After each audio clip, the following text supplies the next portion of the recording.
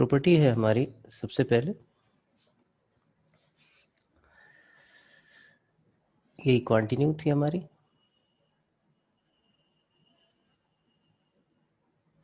Properties of definite integration.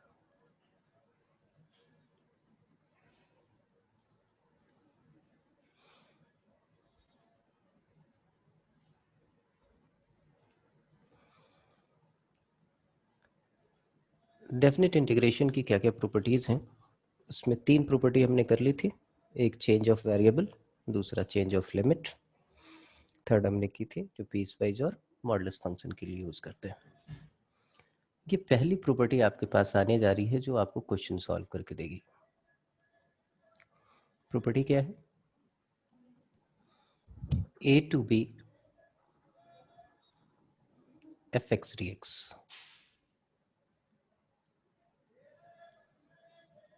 This can be also written as the same base a to b f of a plus b minus x।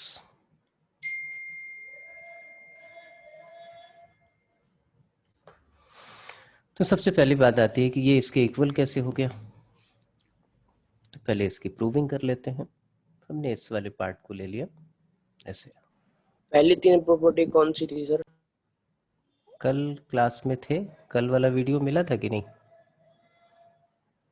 नहीं भेजे sir. कल वाला video भेजा ही नहीं। नहीं है। अच्छा, कल वाला वीडियो भी आज ही दोनों भेज दूंगा। मैं पहले वाले भी तीन लिख देता हूँ। चलो एक ही साथ रहेगा सब। पहले वाले भी तीन लिख लो।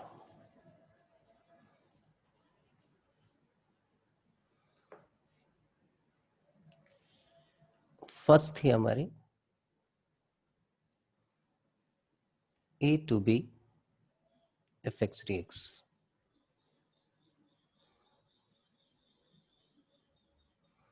that is equal to a to b ft dt। Change of variable t को x कर दिया, क्योंकि ये भी न्यूमेरिक वैल्यू आनी है, ये भी न्यूमेरिक वैल्यू आनी है। वैसे समझना है वैसे समझ लो, या वैसे सोचो sine x 0 to π/2, sine x 0 to π/2, sine t dt, बात सेम है। तो यहाँ पे ये t है, या t को हमने यहाँ x पुट कर लिया और वापस यहाँ पे आगे जैसे समझना है, तो इसको बोलते हैं change of variable.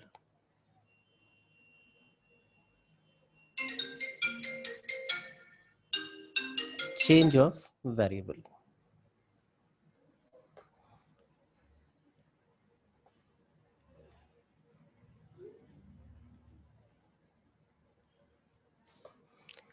The second one is a to b fx dx। हमने यहाँ माइनस साइन ले लिया कॉमन, तो ये b to a हो जाएगा fx dx। इसमें भी सिंपल सा है ये चेंज ऑफ लिमिट। बहुत सिंपल सी प्रॉपर्टी है कि fx को जब इंटीग्रेट करते हैं तो कैपिटल fx लिखते थे, और जब लिमिट पुट करेंगे तो क्या आएगा fb माइनस fa। यहाँ पे भी इंटीग्रेट किया तो f ऑफ कैपिटल fx आया, f of a minus f of b, बाहर माइनस साइन लगाया तो वो fb माइनस fa हो जाएगा। तो सिंप्लीफिकेशन में ये दोनों काम आएंगे। थर्ड वाली हमारी क्या थी? a to b। काफ़ी सारे क्वेश्चन किए थे हमने इस पर। fx dx ये हमारा piecewise function, modulus function, इस टाइप के जो भी फंक्शंस होते हैं उनके लिए था कि a to c ये लगानी पड़ेगी आपको fx dx, क्योंकि फंक्शन अपना नेचर चेंज कर रहा है अपने क्रिटिकल पॉइंट पे। c to b fx dx। बस एक ही चीज़ का ख्याल रखना था हमें कि a से लेके c तक और c से लेके b तक फंक्शन जो है वो कॉन्टिन्यूअस होना चाहिए, कहीं ब्रेक नहीं होना चाहिए, और पूरे डेफिनेट इंटीग्रेशन के लिए पहले भी हमने वो डिस्कस किया हुआ है। अब आ जाते हैं प्रॉपर्टी नंबर 4। फोर्थ प्रॉपर्टी अभी हमने लिखी और ये बोला कि ये पहली प्रॉपर्टी है जो क्वेश्चन सॉल्व करने में आपकी हेल्प करेगा। a to b f of a plus b f of x। पहले वही लिख लेते हैं। F of x d x, इसको आप ऐसे लिख सकते हो a to b f of a plus b minus x. अब इसको पहले समझने की ज़रूरत है कि ये इसके इक्वल कैसे होगा।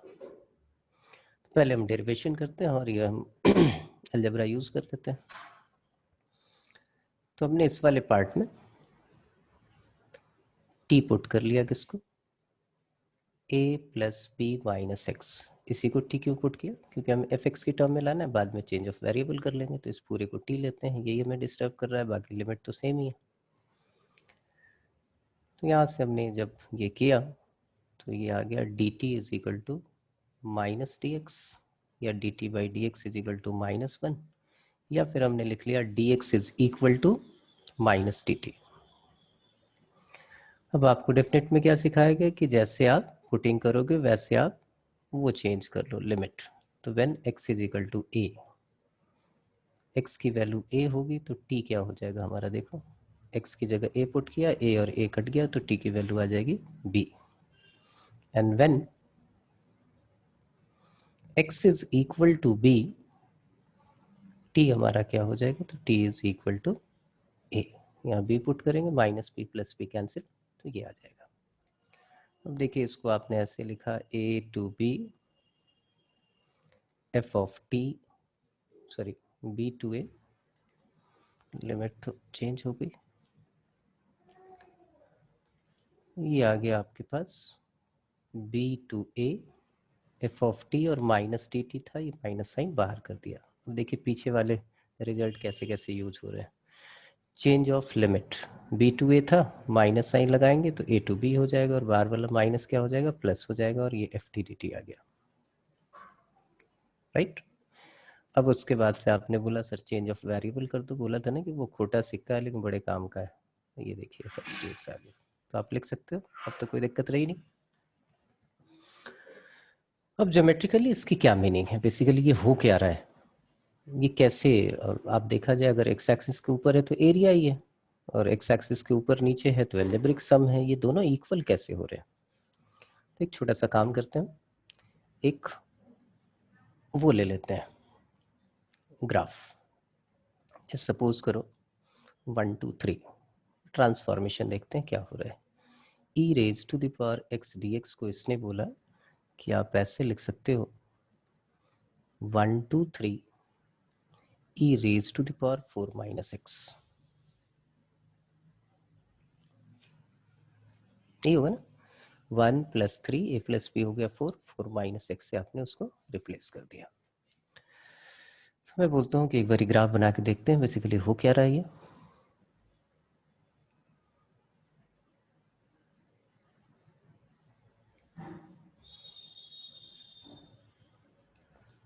e raised to the power e raised to the power x का ग्राफ ये रहा, ये ऐसे जा रहा है, और यहाँ पे हमने 1 और 3 ले लिया, मान लेते हैं ये 1 है और ये 3 है। मुझे बता सकते हो e raise to the power 4 minus x के लिए क्या ट्रांसफॉर्मेशन करना चाहिए।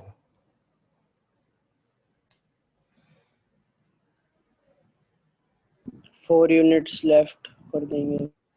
4 यूनिट्स लेफ्ट तो तब करते बच्चे जब e raise to the power x minus 4 होता है, यहाँ तो 4 माइनस एक्स है, मतलब 4,1 से पास होगा, नीचे निकलता जाए। 4 कॉमा पहले तो इस ग्राफ को उल्टा कर देंगे, मतलब तो ई की पावर माइनस एक्स का जाएगा, और फिर उसमें 4 यूनिट शिफ्ट कर देंगे उसको। अच्छा जी, उसको ठीक। रिवर्स करके 4 यूनिट्स शिफ्ट कर देंगे ऊपर। अच्छा तो पहले मैं लिखता हूँ, यहाँ पे लिख लेता हूँ सब लोग को, बिल्कुल ठीक बता रहे हो आप लोग। पहले आपको ड्रॉ करना चाहिए था ई रेज टू द पावर, इसको ऐसे लिख लेते हैं तो ये ज़्यादा समझ में आएगा, है ना। तो इसका मतलब हमारे पास प्रोसेस क्या होना चाहिए, तो पहले होना चाहिए y is equal to e raise to the power x, वो है ही, उसको 4 यूनिट आपने शिफ्ट कर दिया e raise to the power x -4 right में शिफ्ट किया और फिर उसके बाद उसका नेगेटिव आपने किया है, तो वो उल्टा हो जाएगा। किससे रिफ्लेक्ट करा लोगे आप? किससे रिफ्लेक्ट कराओगे? वाई एक्सिस से। तो वो ग्राफ आएगा क्या? तो वैसे ही पॉइंट हम ले लेते हैं। अगर हमने लिया कि 0 होगा, x की वैल्यू 0 होगी, तो e⁴ आएगा, ये 1 है। यहाँ कहीं मान लेते हैं कि स्पेस कम है, मान लेते हैं यहीं e⁴ है।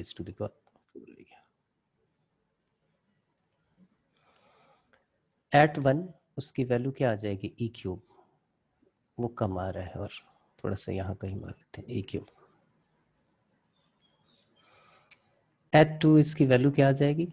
e²। और ये वाला पार्ट क्या है? यहाँ देखिए, ये 3 पे इसकी वैल्यू क्या है? e³ है। ये 3 है, अगर ठीक इसके सामने है ये e³।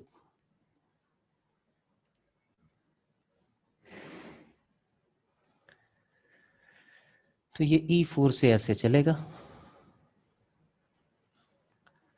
और ऐसे ये वाला ग्राफ एट 3 ये e⁴ आ जाएगा और नीचे, और ऐसे ये ग्राफ बनेगा। ठीक है जी। तो इधर वाला एरिया और यहाँ से यहाँ तक का एरिया रिवर्स में, आप देखिए ये सारे दोनों इक्वल दिखेंगे आपको। तो ज्योमेट्रिकल मीनिंग भी आपको समझ में आ गई कि वो ग्राफ जो है जस्ट रिफ्लेक्ट हो जाता है 4 यूनिट शिफ्ट करने के बाद, या जितने भी यूनिट शिफ्ट करने के बाद आपका a+b हो, और यहाँ पे ऐसा बन जाता है, इसलिए ये दोनों इक्वल होते हैं। तो ज्योमेट्रिकल मीनिंग भी समझ में आ रही है, अलजेब्रिक मेथड से भी आपने ये प्रूफ कर दिया। अब पूछो कि ये कैसे हेल्प करने वाला है। आपको बोला था कि सारे फंक्शन इंटीग्रेबल नहीं होते। अब डेफिनेट इंटीग्रेशन आपको ये परमिशन देता है कि जैसे आपको एक बताया था मैंने कि √sin x non integrable function है, √cos x non integrable function है। ये π/6 to π/3 कर दिया हमने यहाँ। आप बोलते हो कि sir √sin x non integrable function है, और मैंने आपको ये क्वेश्चन दे दिया कि इंटीग्रेशन ऑफ √sin x, और वो भी हालत खराब करने के लिए नीचे भी हमने √sin x plus √cos x देख लिया। अगर ये इंडेफिनिट का क्वेश्चन होता है, ये लिमिट हटा देते तो ये नॉन इंटीग्रेबल फंक्शन है, आप इसको इंटीग्रेट कर ही नहीं सकते। बोले डेफिनेट अब आपको फ्री करता है कि कुछ नॉन इंटीग्रेबल फंक्शन जो है इसकी प्रॉपर्टी से सॉल्व हो सकते हैं। ये नॉन इंटीग्रेबल क्यों है? क्योंकि √sin x आप देखिए, जब जब ये पॉजिटिव होगा, जब जब पॉजिटिव होगा तो इसका ग्राफ ड्रॉ होगा, जब जब नेगेटिव होगा इसका ग्राफ नहीं ड्रॉ होगा। जब दोनों साथ में आ गए तो देखो सिर्फ फर्स्ट क्वाड्रेंट के केस में ग्राफ ड्रॉ होगा, बाकी सेकंड क्वाड्रेंट, थर्ड क्वाड्रेंट और फोर्थ क्वाड्रेंट आएगा, वहां पे ग्राफ ड्रॉ नहीं कर सकते आप। तो इनडेफिनिट की कहानी तो खराब हो जाएगी। वही इनडेफिनिट में कैसे आप डिसाइड करेंगे भाई कौन से क्वाड्रेंट के लिए आप कर रहे हो, और इंटीग्रेट होता भी नहीं है। तो ये ग्राफ आपको दिखा, सर ये क्वेश्चन आपको दिखा, और इसको सॉल्व करने का तरीका क्या है? इसको आपने आई लेट किया और फर्स्ट इक्वेशन ले ली, फिर से आपने आई लिखा और ये वाली प्रॉपर्टी यूज कर ली। इसको इनवेरिएंस प्रॉपर्टी भी बोलते हैं डेफिनेट इंटीग्रेशन की। ये π/6 और ये π/3। मैं अभी तो ऐसे लिख देता हूँ क्योंकि पहला ही क्वेश्चन है। x को किससे रिप्लेस करना है जरा बताइए? तो x को रिप्लेस करना है a प्लस π/2 + x। हाँ, π/2 + x लिख लें, सब लोग एग्री हो तो। ये 30, ये 60, इन दोनों को ऐड करना है और -x करना है, तो सीधा π/2 - x लिख लें। तो ये लिख लेते हैं अगर आप लोग एग्री हैं तो। ये लिख लिया हमने sin π/2 - x upon √ sin π/2 - x plus √ cos π/2 - x।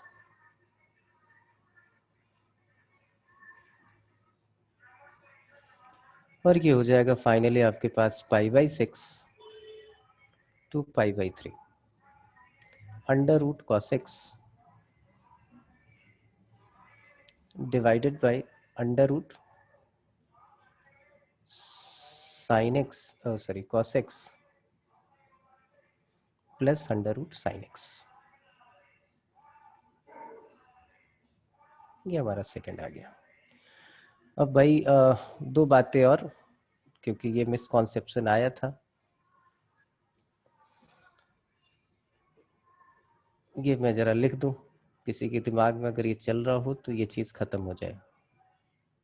अगर a to b f x plus g x या minus g x d x है तो इसको क्या लिख सकते हो आप बोलो सर। इसको लिख सकते हैं हम a टू बी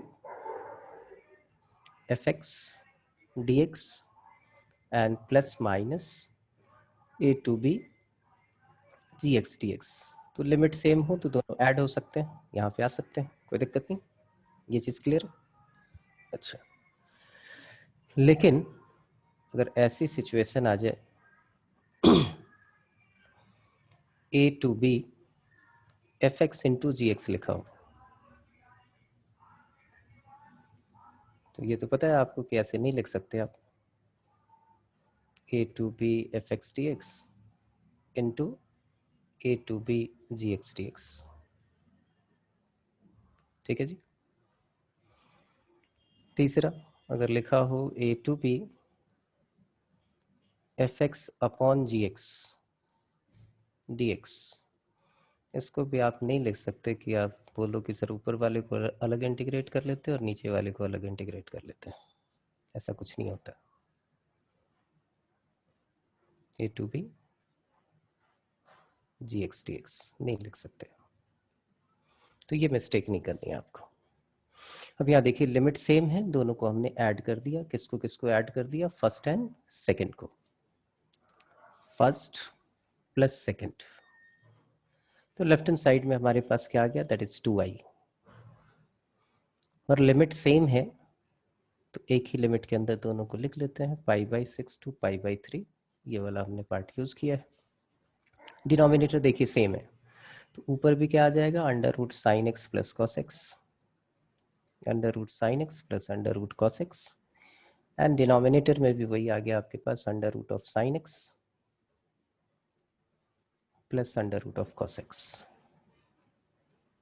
dx। ये दोनों कैंसिल आउट हो गए। इसका इंटीग्रेशन क्या होगा? 1 का इंटीग्रेशन x, और लिमिट हमने पुट कर दी π/6 टू π/3। तो ये आ गया हमारे पास π/3 minus π/6, this is equal to π/6। और ये π/6 जो है किसकी वैल्यू है? 2i की, तो therefore i is equal to π/12। बात समझ में आ गई? कोई दिक्कत हो तो बताओ।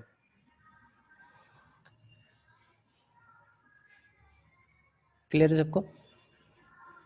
सर आपने तो पहले बताया था कि ये इंटीग्रेबल नहीं है, मतलब क्या बताया? देखो दोबारा बताना। देखिए कुछ साइन फंक्शन होते हैं जो इंटीग्रेबल नहीं है। इंटीग्रेबल नहीं है तो इसका मतलब क्या हुआ कि आप कोई भी ऐसा डिफरेंशियल फंक्शन नहीं खोज सकते हो जिसका डेरिवेटिव ये हो। आपके पास थ्योरी क्या होती है? यही होती है ना कि f x d x is equal to, या f dash x d x is equal to f x plus c. Integration का मतलब होता है कि एक ऐसा फंक्शन खोजना जिसका डेरिवेटिव ये हो। तो इंडेफिनिट इंटीग्रेशन में कोई भी ऐसा फंक्शन नहीं है जिसका इंटीग्रेशन रूट साइन एक्स हो, पहली बात। दूसरी, जब आप अंडर रूट साइन एक्स को इंटीग्रेट कर रहे हो तो आपके दिमाग में ये बात होनी चाहिए कि भाई साइन एक्स हमेशा पॉजिटिव होना चाहिए। साइन एक्स पॉजिटिव कहाँ कहाँ होता है? First quadrant and second quadrant में। अगर इसका ग्राफ ड्रॉ करने की कोशिश करें, ग्राफ तो ड्रॉ होगा ही कि भाई इनपुट आप पुट डाल रहे हो, कुछ आउटपुट आएगा, उसका अंडर रूट होगा, तो ग्राफ तो ड्रॉ हो रहा है, ग्राफ में तो कोई दिक्कत है ही नहीं। लेकिन 0 से पाई तक होगा, फिर वो डिसकॉन्टिन्यूअस हो जाएगा, फिर वो 2 पाई से 3 पाई तक कॉन्टिन्यूअस होगा। तो इस फंक्शन को हम नॉन इंटीग्रेबल फंक्शन की कैटेगरी में डाल देते हैं। अब फिर दिमाग में आ रहा होगा कि सर ये बात तो इसके लिए भी है, आपने log x का इंटीग्रेशन बताया था, x log x minus x, कुछ ऐसा था, इसमें भी तो है। लेकिन ये अपने डोमेन में कॉन्टिन्यूअस है, ये अपने डोमेन में डिसकॉन्टिन्यूअस हो गया, इसका डोमेन रिस्ट्रिक्टेड हो गया, क्योंकि एफओजी फंक्शन है, दो फंक्शंस हैं रूट एक्स और साइन एक्स, ये कंबाइंड है। ठीक, तो इसके अकॉर्डिंग जब इनडेफिनिट नहीं निकल सकता तो डेफिनिट कैसे निकाल लोगे? तो डेफिनिट इतनी आपको परमिशन देता है कि आप प्रॉपर्टीज यूज करके उसको सॉल्व करके जो न्यूमेरिक वैल्यू होती है वो निकाल सकते हो। तो ऐसे बहुत सारे फंक्शन जो वहां पे नहीं हो रहे थे लेकिन वो डेफिनिट के क्वेश्चन का पार्ट हो सकते हैं, ये बता रहा था। समझ में आ गया शुभम? यस। ठीक है, अब जो है एक कहानी मेरे समझ में आ गई यहाँ। सपोज करो ये रूट एक्स की जगह साइन की पावर 3/2 होता तो क्या होता आंसर? बताओ। क्या सर? अगर रूट एक्स की जगह सब की पावर 3/2 होती तो एक बार आंसर बताना, क्या? एक बार क्वेश्चन। मैं बोल रहा हूँ साइन एक्स की पावर यहाँ हाफ है, यहाँ भी हाफ है, यहाँ भी हाफ है, इस हाफ की जगह पावर होती 3/2 सब पे, तो आंसर क्या होता? यही होता। यही होता। इसकी पावर 5/7, इसकी पावर 5/7, इसकी पावर 5/7, तो भी आंसर क्या होता है? यही यही होता है। होता। यही होता। ठीक है, अब ये चीज समझ में आ गई तो आप बोलोगे सर ये तो आप गेम खेल रहे हो। कैसा वाला गेम खेल रहे हो? तो ये गेम क्या है? ये गेम बेसिकली, जैसे एक क्वेश्चन और लेते हैं फिर इस चीज को और अच्छे से समझ लेंगे। मैंने कहा कि भाई आप जो है एक काम करो, ये क्वेश्चन ले लो, इंटीग्रेशन 3 to 5, यहाँ लिखो रूट एक्स, यहाँ लिखो √8 - x, यहाँ लिख दो आप √x dx और इसको इंटीग्रेट करो। ट्राई करो तो जरा, यही वाली प्रॉपर्टी लगनी है, थोड़ी सी एक बारी प्रैक्टिस भी हो जाएगी। वैल्यू बता दीजिए क्या होगी?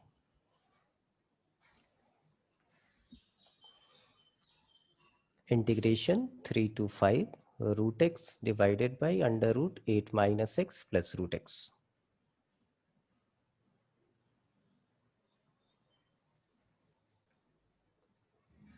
1 1 वन सबका होगा बना, सर। सबका यस बना, सबका बना रहा है। यस अच्छा, यस।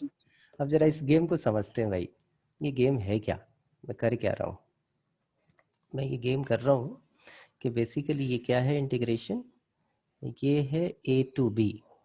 1 ठीक है, बिल्कुल ठीक। यहाँ देख लीजिए मैं ये क्या करा रहा हूँ, किस जाल में आपको फंसाया।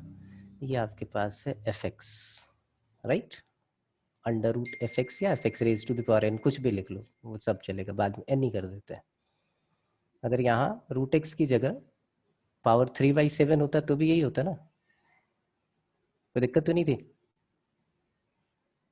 या फिर रूट एक्स ही ले लो, चलो काय बाद में फिर n कर लेंगे। यहाँ पे लिखा f of a plus b minus x, और यहाँ पे लिख दिया √f(x) dx। यही है मामला, जरा चेक कर लो। ये यही है। यहाँ पे fx क्या है बच्चे? fx is equal to root x, fx is equal to x, root x तो बाद में, या रूट एक्स पे ले लो तो क्या फर्क पड़ता है।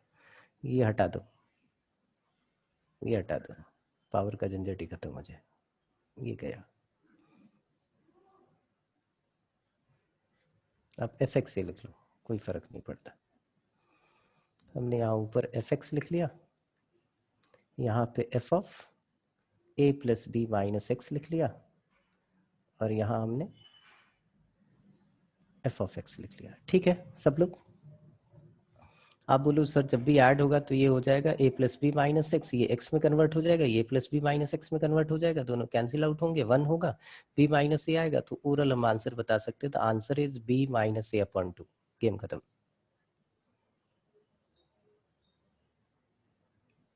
हमने ये क्वेश्चन देखा, ये fx, ये f of a plus b minus x, ये fx, आपने सीधा बोला कि 5 - 3 2 हुआ, 2 divided by 2 1 is the answer.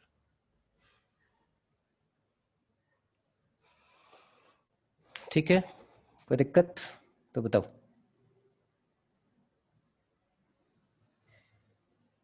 किसी को कोई प्रॉब्लम? बोलो।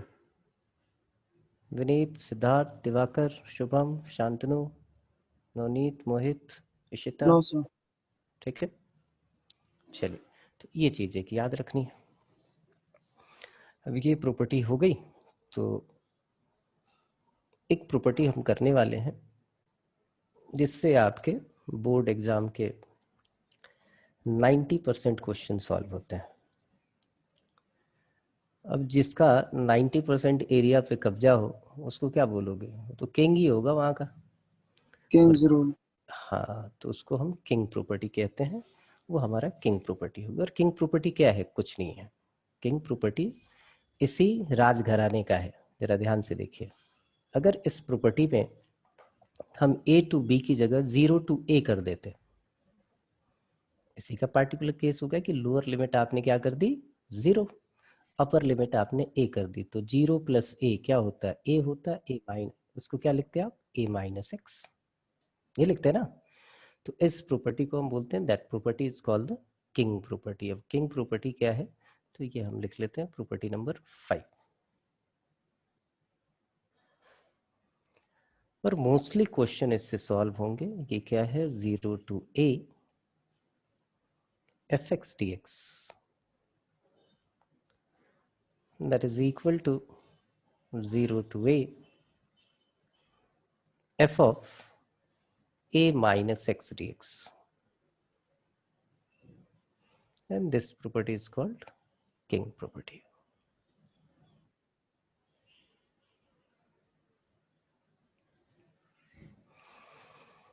किंग इसलिए बोला कि मोस्टली क्वेश्चन इससे सॉल्व होते हैं, अदरवाइज तो ये उसी प्रॉपर्टी नंबर 4 का जो इनवेरिएंस वाली प्रॉपर्टी है उसका पार्टिकुलर केस है। तो नॉर्मली जो क्वेश्चन आते हैं उसमें 0 से स्टार्ट होता है, तो बहुत सारे क्वेश्चन 0 वाले होते हैं, इसलिए इस प्रॉपर्टी का नाम हमने किंग प्रॉपर्टी रख दिया कि मोस्टली क्वेश्चन सॉल्व हो रहे हैं, बाकी कुछ है नहीं, सेम है। अब आप देखो उसी क्वेश्चन को जो पीछे हमने क्वेश्चन किया था उसी क्वेश्चन को हम चेंज कर लें तो आप तो बता सकते हो आंसर 0 टू पाई बाई 2। मैं लिख लूँ वही जो क्वेश्चन आपने किया है, sine x under root sine x plus under root cos x d x. क्या ये सॉल्व हो सकता है? है तो वही, हाँ या ना?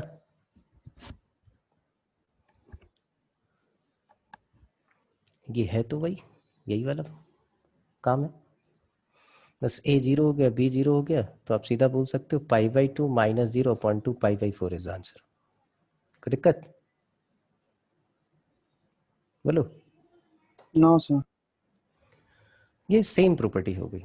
और यही वाला क्वेश्चन घुमा फिरा के दुनिया भर के ये देखोगे, यही वाले क्वेश्चन का 50 क्वेश्चन बना रखा है। आप देखो, मैं लिख दूं कि this is also equal to 0 to pi by 2 रहे, साइन एक्स की पावर कुछ भी हो जाए, साइन एक्स की पावर n हो, और n जो है वो रैशनल इरेशनल कुछ भी हो, आंसर क्या आएगा? पाई बाई 4।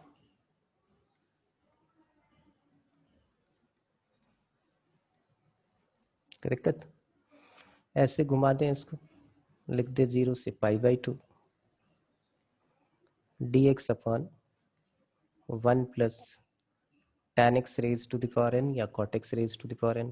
लो सर, घुमा फिरा के तो वहीं लेके जा रहे हो, tan को sin cos में चेंज करेंगे, वही कहानी आएगी, वहीं से ये सारा कुछ हो जाएगा। ठीक है बच्चों, कोई दिक्कत? यही होगा ना, sine x raise to the power n upon cos x raise to the power n। Cos x ऊपर चला जाएगा, ऊपर साइन हो नीचे साइन कॉस दोनों हो, यही वाली कहानी। हर क्वेश्चन का आंसर वही, पाई by 4 pi by 4 pi by 4, वो ओरल दिखता जाएगा आपको। अब इस प्रॉपर्टी का किंग प्रॉपर्टी है तो इस पे तो क्वेश्चन करने चाहिए हमें। आइए सबसे पहले क्वेश्चन लेते हैं। ये आप लोग ही करके दिखाओगे। आई जो है वो हमारा है 0 to pi by 2 log of tan x dx। Solve करो जरा, log of tan x dx log of tan x dx integrate करना है आपको।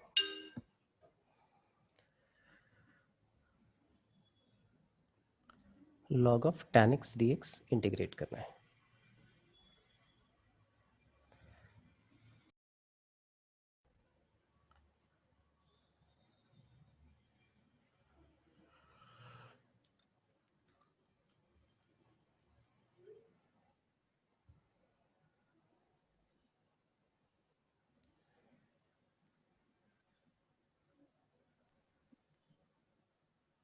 जीरो आ रहा है सर ये तो। बिल्कुल सही है, 0 ही आएगा। आपने बोला है कि फर्स्ट है, जब यही प्रॉपर्टी लगा देंगे तो i की वैल्यू क्या आ जाएगी, 0 to π/2 log of tan π/2 minus x, मतलब log of cot x dx। जब दोनों को आपने ऐड कर दिया तो आपने बोला सर ये 2i हो गया, और 2i जो होगा वो क्या आएगा, 0 to π/2 log tan x plus log cot x log a plus log b log ab, तो tan into cot log 1। log 1 कितना होता है, 0, तो ये 0 आ गया। 2i अगर 0 है तो i की वैल्यू कितनी आ गई, 0 हो गई। ठीक है। अब सिमिलर एक और क्वेश्चन, थोड़ा सा चेंज करें कि i is equal to 0 to π/4 log of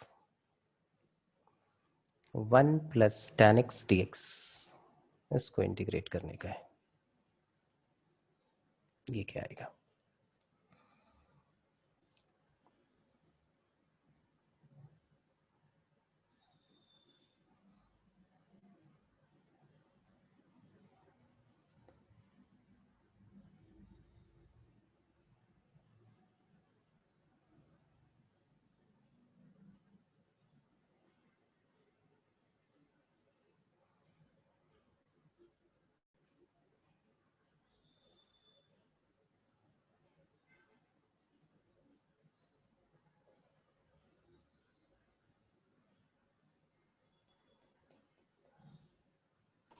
log 2/2। log 2/2। एक मिनट होल्ड करना आप लोग जरा।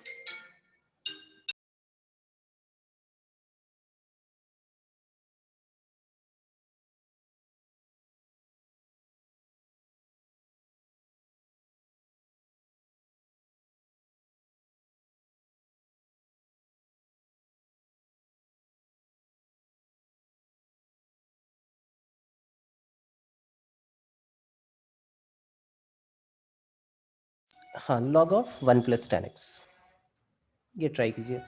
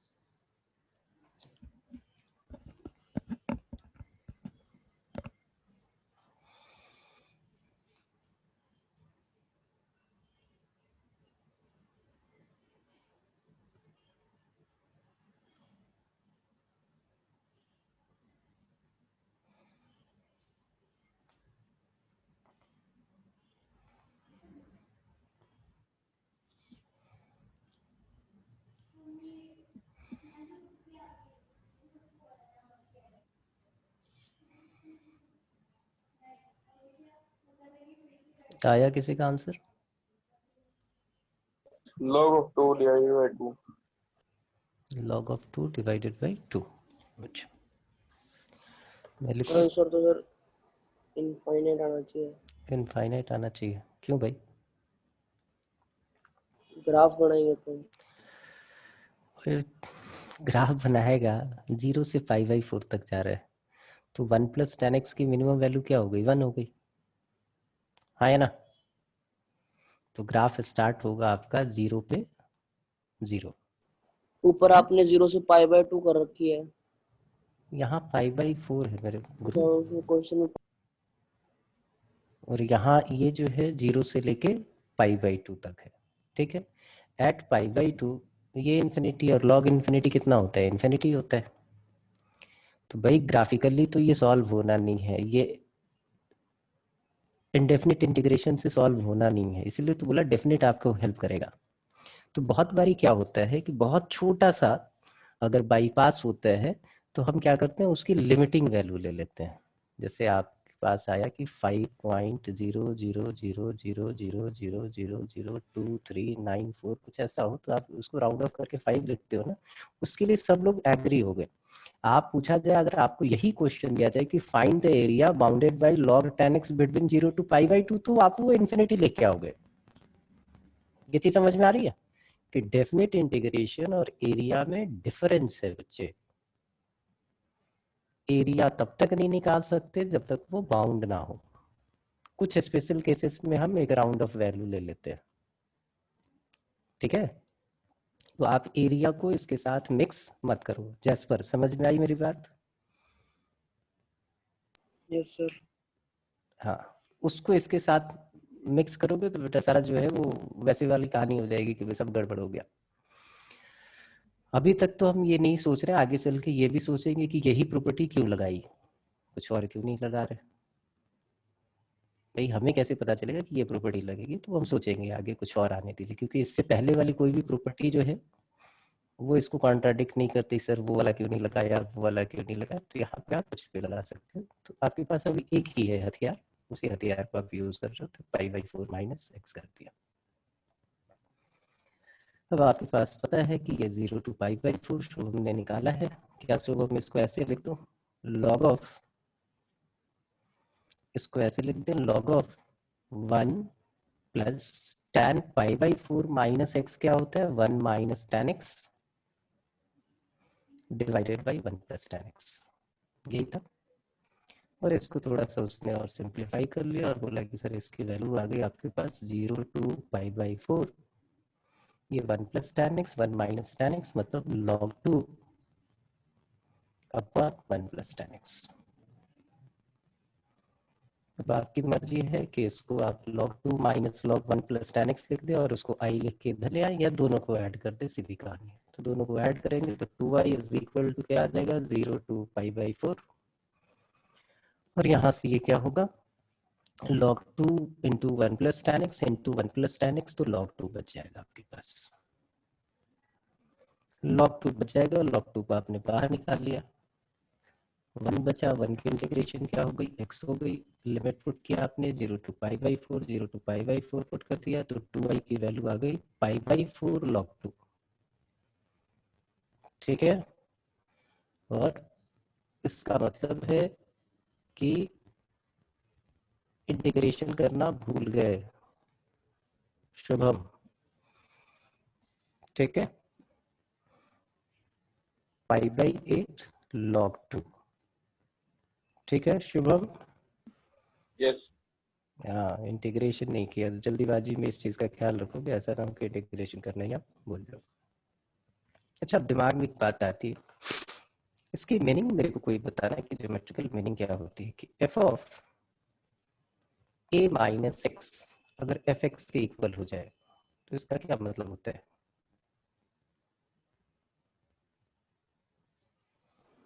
इसकी ग्राफ ज्योमेट्रिकल, x = a के अबाउट सिमेट्री है। वही ध्यान से बना ले और फिर बोल, बेवकूफी वाली बातें बोल रहे हैं। x = a के सिमेट्रिक होगा कैसे भाई?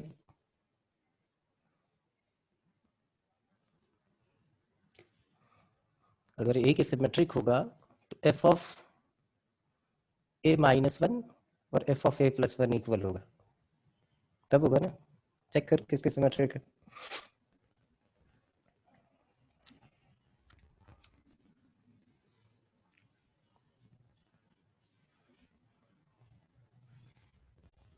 अब सिंपल सा कोई ग्राफ बना के चेक कर लो।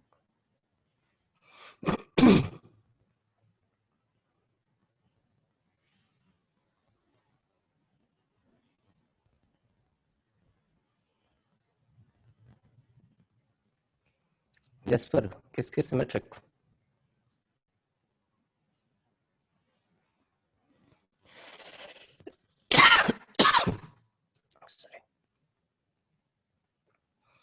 किसके सिमेट्रिक?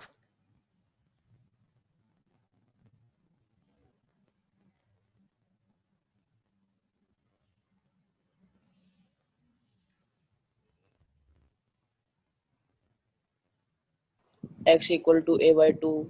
यस, हमेशा ये चीज याद रखिएगा कि जब भी ऐसे दिया हो,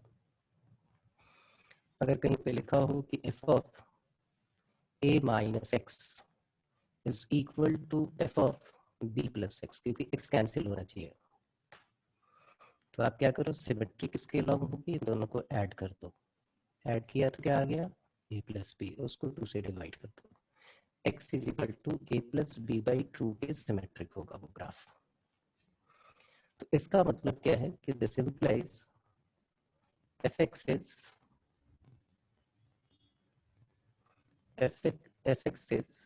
symmetric about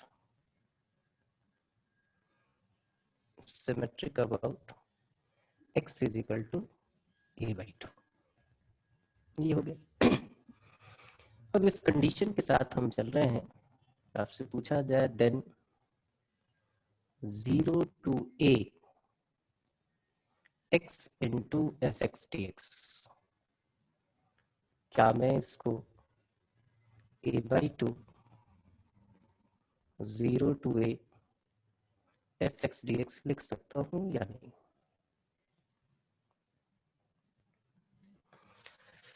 और ये बताने का मतलब क्या कि इससे थोड़ी सी कैलकुलेशन हमारी फास्ट हो जाएगी, थोड़े से स्टेप्स हमारे कम हो जाएंगे, है कुछ भी नहीं। अब ध्यान से देखो तो ये बेसिकली क्या है, आप बोलोगे सर इसको ऐसे लिख लो, late i = 0 to a x fx, ये पहला हो गया आपका। फिर से आपने किंग प्रॉपर्टी लगा दी, तो ये 0 to a - x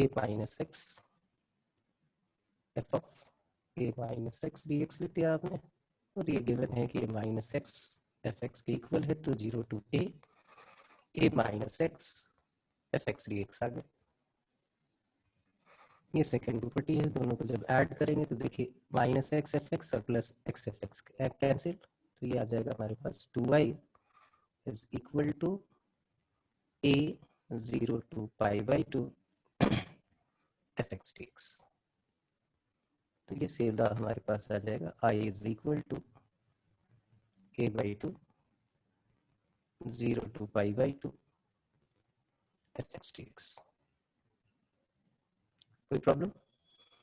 इसको जानने से क्या होगा कि हमने अगर डायरेक्टली देखा कि x के साथ कोई फंक्शन मल्टीप्लाई और f of a - x fx दिख रहा है, तो ये 3 स्टेप सीधे बचा लेंगे हम।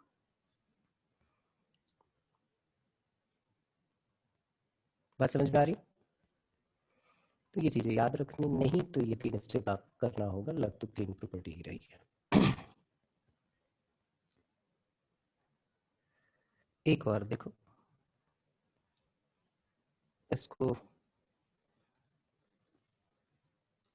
पार्टिकुलर केस है, किंग प्रॉपर्टी लग रही है, लेकिन मैंने क्वेश्चन में कन्वर्ट कर दिया। मैंने लिखा कि late fx is a continuous function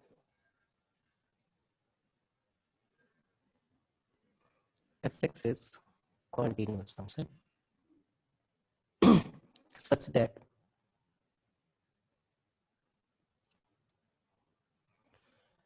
f of a - x plus fx is equal to 0। तो अब तो सिमेट्री की बात रही नहीं।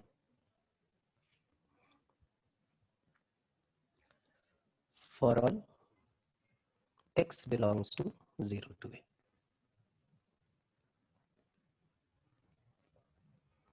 Then prove that 0 to a dx upon 1 plus e raised to the power fx is equal to a by 2. Try करो तो जरा।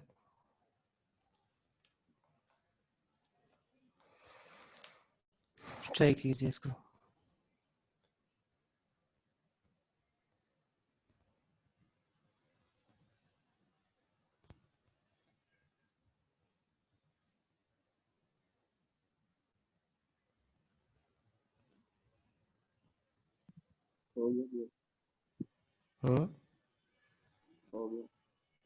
हो गया। आपने पुट किया f of a minus x, यहाँ पे पुट होगा।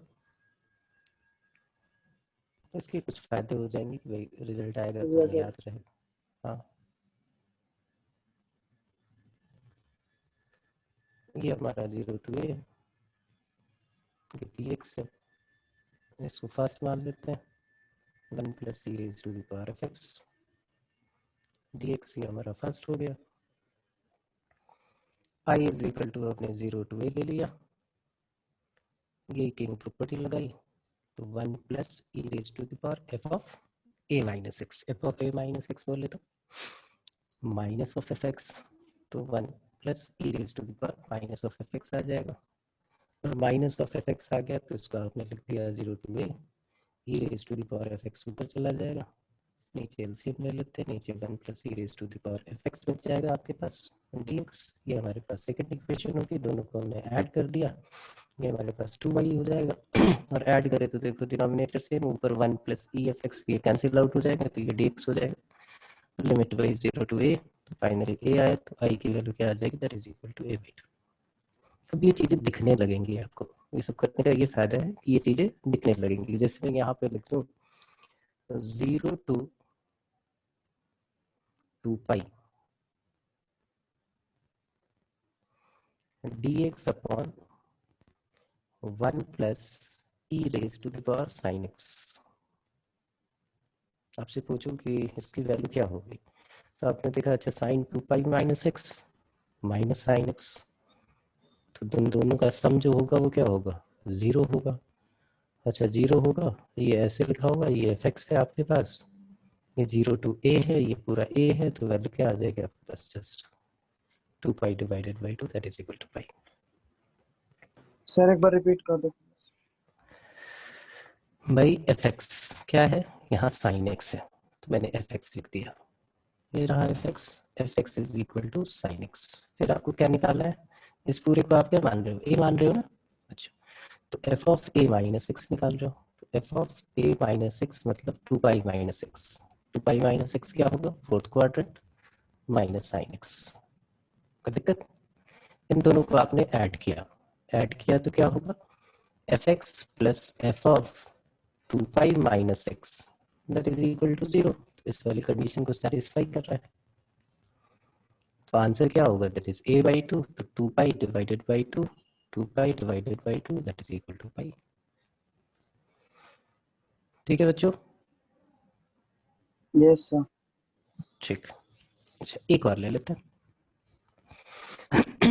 एक ऐसे ही और डिरेक्शन करते हैं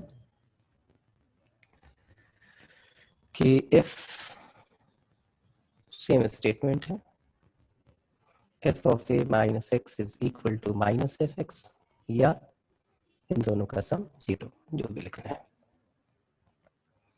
then prove that integration 0 to a greatest integer function of fx dx that is equal to a by 2। यहाँ मेंशन कर दे रहा हूँ कि where this is CIF।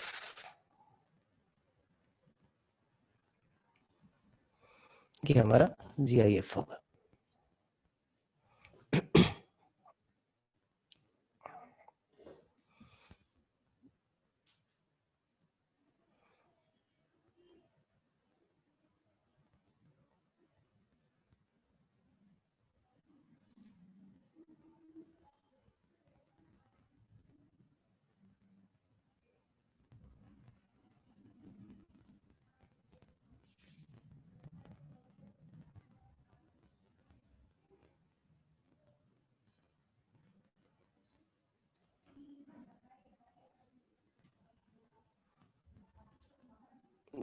Minus a/2, a/2 नहीं,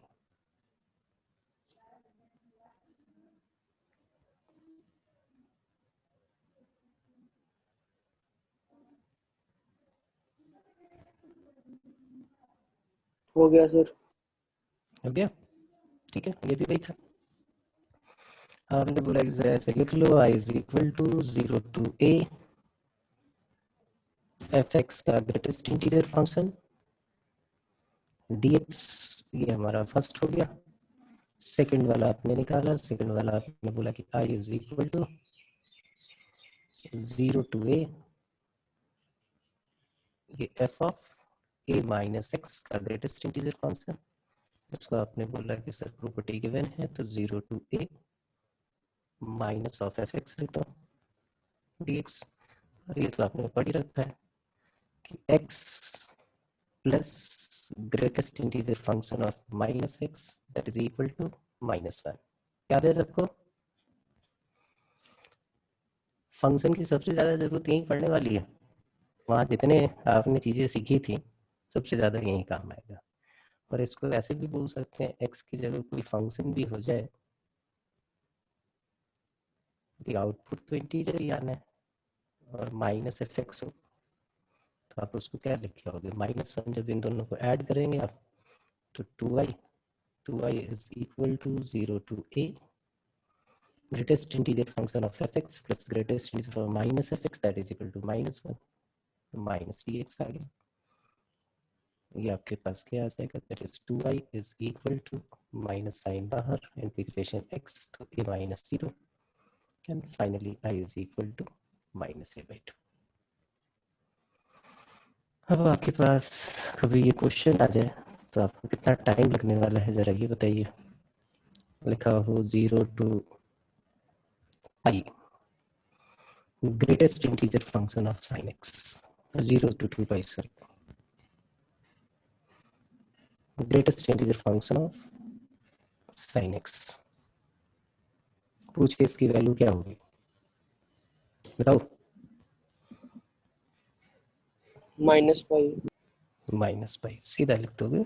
तो यहाँ से क्या होता है कि ये हेल्प हो रही है कि भाई ग्राफ बनाना, ब्रेक करना, ये करना, वो करना, इन सबसे बच जाओगे। तो ये छोटी छोटी चीजें हैं जो याद रखनी है।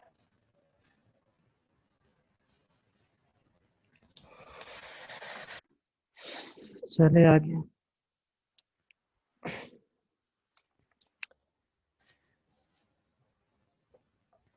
1998 जेई में एक क्वेश्चन आया। क्वेश्चन क्या था, जो इसी प्रॉपर्टी पे बेस्ड है, इसलिए अब इसको डिस्कस कर रहे हैं कि 0 to 1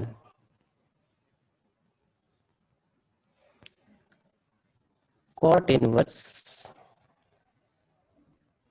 1 plus x square minus x dx।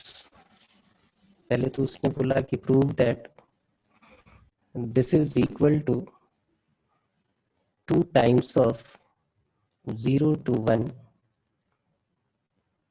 tan inverse x dx and then evaluate. उसके बाद इसको इवेलुएट करके इसकी वैल्यू निकालनी है।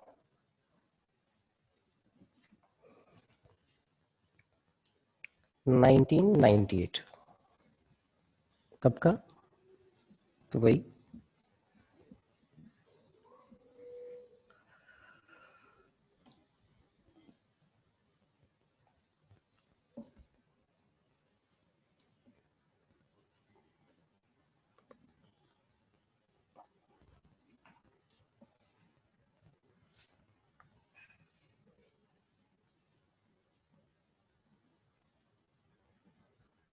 देन इवेल्युएट बाद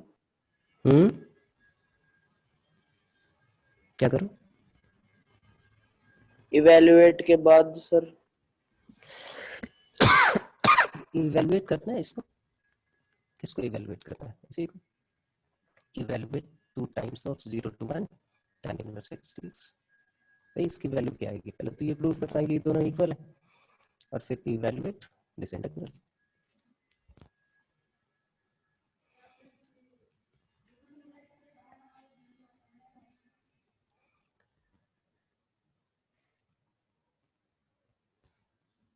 आपने लिखा कि लेट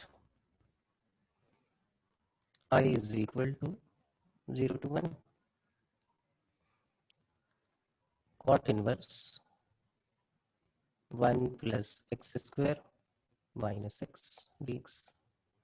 अब cot को tan में चेंज करना है, तो आपके दिमाग में ये बात है कि इसको लिख लेते हैं 0 to 1 tan inverse 1 upon 1 plus x square minus x।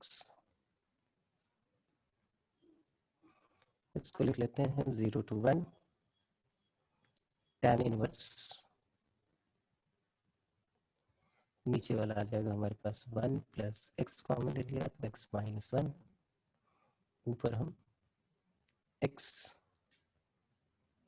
Minus x minus 1 लिख लेते हैं, dx है हमारे पास। फाइनली आपके पास आ गया 0 to 1 tan inverse x minus tan inverse x minus 1 dx। अगर आपको दिख रहा है फिर तो ठीक है, नहीं दिख रहा है तो आप ऐसा करो, ये 0 to 1 tan इनवर्स x को ऐसे लिख लो अलग, और यहाँ पे मैं लिख देता हूँ प्लस माइनस लिया tan inverse minus x minus tan inverse x, इसको लिख दिया 0 to 1 tan inverse 1 minus x. मैं कहता हूँ कि ये दोनों इक्वल हैं, किसी को कोई दिक्कत है तो बताओ। tan इनवर्स 1 माइनस एक्स में वही किंग प्रॉपर्टी अगर लगा दे तो ये tan इनवर्स एक्स में चेंज हो जाएगा, तो फाइनली आपके पास आ गई twice of 0 to 1 tan inverse x.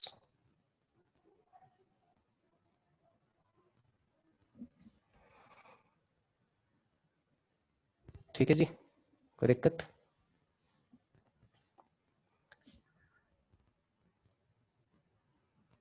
ठीक है, अब आगे यहाँ से क्या करना है, तो या तो आप इंडेफिनिट इंटीग्रेशन निकाल सकते हो या फिर आप पुटिंग कर सकते हो। तो इंडेफिनिट हम निकाल लेते हैं और बाद में ये वैल्यू पुट कर देंगे। तो दो तरीके हैं हमारे पास, एक तो है कि भाई tan इनवर्स एक्स है, डायरेक्टली हमने इंटीग्रेट किया, फर्स्ट फंक्शन ये, सेकंड फंक्शन ये, तो ये आ गया x tan inverse x minus derivative of tan inverse x 1 upon 1 plus x square integration x dx, 2 से मल्टीप्लाई कर दिया, 2 से डिवाइड कर दिया, ये फंक्शन ऊपर उसका डेरिवेटिव, तो ये इंटीग्रेशन आ गया हमारे पास x tan inverse x minus half log of 1 plus x square. अब इसको उठा के वहाँ पुट कर देंगे, जो भी वैल्यू होगी वो 0 to 1 इसको करना है, तो आई की वैल्यू आ गई 0 to 1 2 times of, zero put करेंगे तो देखो ये 0, सॉरी 1 पहले पुट करेंगे तो 1 हुआ, tan इनवर्स 1 मतलब π/4, और यहाँ पर 1 पुट हुआ तो 1/2 log 2, और जब 0 पुट करेंगे तो क्या होगा, x की वजह से tan इनवर्स ये दोनों 0 into 0, यहाँ log 1 ये भी 0, तो ये 0 आ जाएगा। फाइनली ये π/2 minus log 2 is the answer. और अगर हमने पुटिंग की होती तो क्या होता, अगर हमने पुटिंग की होती तो x हमारा tan थीटा, तो dx हमारा second square theta d theta, और लिमिट भी हमारी चेंज हो जाती, तो ये फाइनली आ जाता, जब 0 होता तो 0 और 1 होता तो π/4। यहाँ पे आ जाता हमारे पास theta secant square theta d theta, secant square theta d theta. अब यहाँ से बाई पार्ट्स लगा के आप ये काम कर सकते थे। ठीक है, पर्ची आपकी है।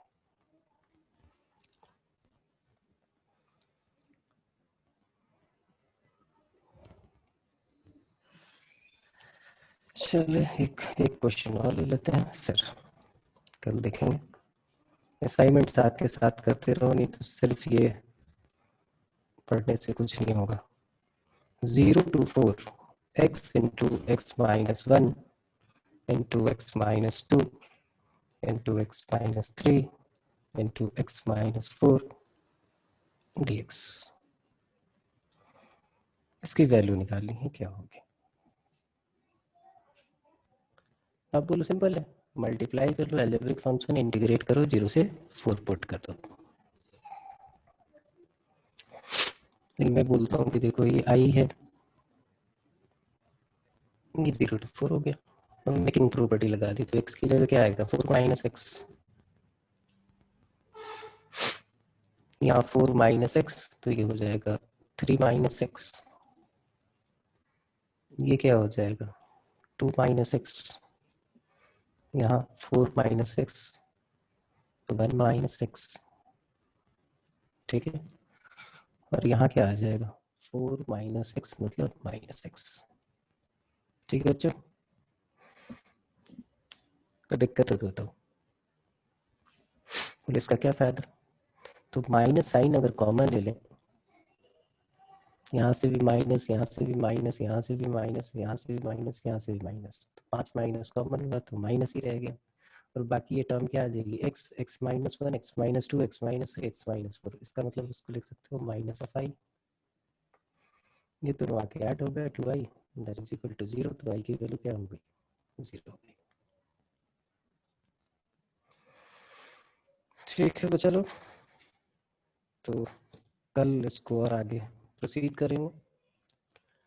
तब तक आपका काम है कि भाई असाइनमेंट जो है फटाफट पूरा कीजिए, प्रॉब्लम्स पूछ लीजिए, और दोनों रिकॉर्डिंग में आज अपलोड कर दूंगा। अभी फिर क्लास है, उसके बाद 1-1.5 घंटे में आपको मिल जाएगा सब। ठीक है, मिलते हैं हम लोग।